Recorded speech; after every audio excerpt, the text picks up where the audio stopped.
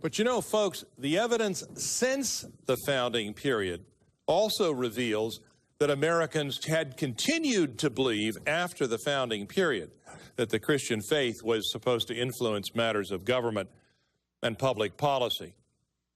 Justice Joseph Story on the U.S. Supreme Court in the 1800s, Story saying it's doubtful whether free government can survive when the state will not encourage public worship or the support of religion.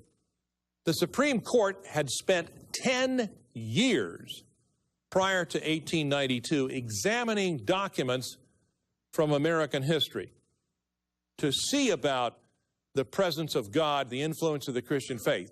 The decision of the U.S. Supreme Court was unanimous. We are founded to legislate, propagate, and secure Christianity. So when the modern Supreme Court of the United States tells the American people that previous courts did not favor the Christian religion, that is an outright lie. Now, the question remains, a question many people are very curious about, how in heaven's name did this perversion of the Constitution by the modern Supreme Court happen? How did this come about? Well, I've looked into it and I've found out how it happened. After 1900, what happened is that Darwinian thinking began to influence the study of law. Now, Darwin's Origin of Species was published in 1859, just prior to the Civil War. Folks, when God is rejected as the author of law through Holy Scripture, then there are no longer any objective standards of law. It's whatever floats your boat. In the 1870s, by Harvard Law School Dean Christopher Columbus Langdell, Langdell started the case law study method, studying the decisions of judges, in other words, instead of the Constitution. So law students really began to not study the Constitution anymore and to focus on studying the decisions of judges. By the 1930s, about 60 years later, this had spread to all law schools throughout the country. It must be found in some help which the law brings toward reaching a social end. Whew, here we go. What's that called? It's called the end justifying the means. I mean, this is just deadly awful.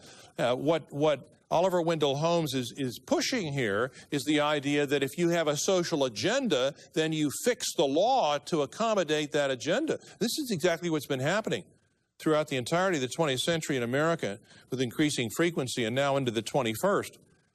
No longer is the First Amendment anchored in the original meaning and intention of the words, according to the Founding Fathers. No. Now it's unhooked and it's floating with whatever these evolving standards of decency are in society. So now we have the Supreme Court erecting standards pragmatically, which in the words of Chief Justice Rehnquist is neither principle nor unified.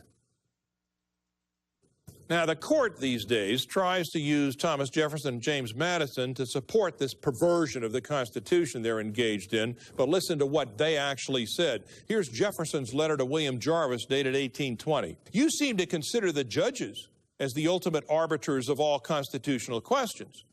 A very dangerous doctrine indeed, and one which would place us under the despotism of an oligarchy. It's exactly what's happened, ruled by a few. Now, what has happened is exactly what Thomas Jefferson warned us against, of what the federal court system has done, continually robbing the states unconstitutionally of the powers of government delegated to the states by the Constitution of the United States. Now, this enables the judges to simply make law out of their own opinions and biases. That's what they're doing here. For example, the Constitution of the United States protects freedom of speech, but the courts have created a new right, the freedom of expression, they call it. There's no such thing in the Constitution as some supposed freedom of expression. They've perverted protection of speech into a protection for actions and behaviors. Any government by the people, according to a common moral code, is now rejected as, quote, majoritarian intolerance. Now, when the judiciary creates these new rights, it promptly enshrines them in new case law. Then the judges judge legislation not against the Constitution, but against other court decisions. So what this means is the Supreme Court has become a law unto itself.